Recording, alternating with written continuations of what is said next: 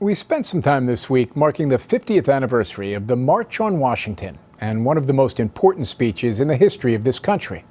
But more than one man articulated a dream that day, even if the power of Martin Luther King overshadowed them. It was the toughest time slot of the day.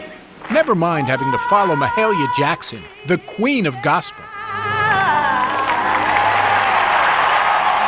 I wish I could sing. Rabbi Joachim Prince was the last man up before Martin Luther King. I was the rabbi of the Jewish community in Berlin under the Hitler regime. The horrors this rabbi witnessed in Nazi Germany in the 30s compelled him to challenge America in the 60s. Bigotry and hatred are not the most urgent problems. The most shameful and the most tragic problem is silence.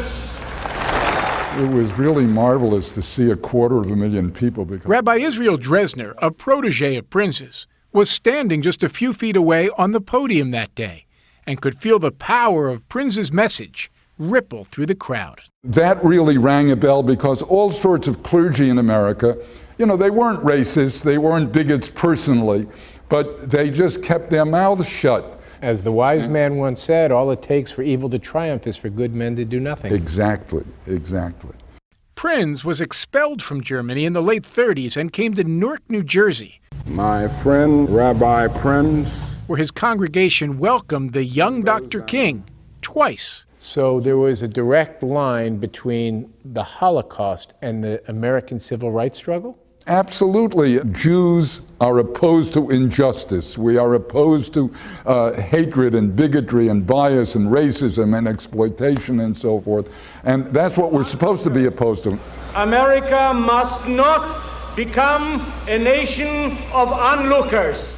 As he had 3 decades before, Prince refused to be silent and encouraged all Americans to speak up just as loudly. America must not remain silent.